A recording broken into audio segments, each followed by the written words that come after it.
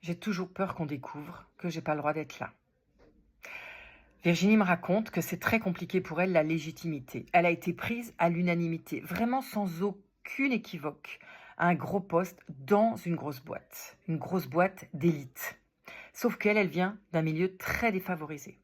Donc elle a toujours l'impression qu'on va découvrir qu'elle n'a pas le droit d'être là, qu'elle ne mérite pas d'être là. Et ce sentiment d'illégitimité fait qu'à chaque fois qu'elle doit prendre la parole, être dans la lumière, elle a la sensation qu'elle va défaillir, qu'elle va s'évanouir, comme si elle allait mourir.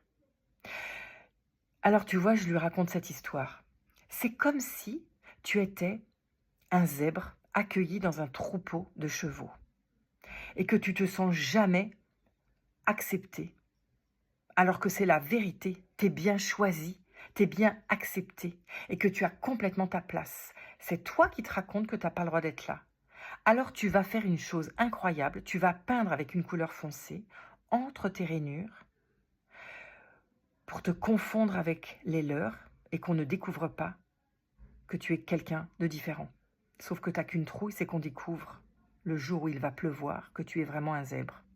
Et si tu acceptais d'être un zèbre, que les chevaux ont accueilli parce que justement ils ont besoin de tes rayures, ils ont besoin de cette couleur différente, de cette robe différente, de cette singularité, parce que ça leur change leur monde et qu'ils voient aussi le monde sous un autre angle.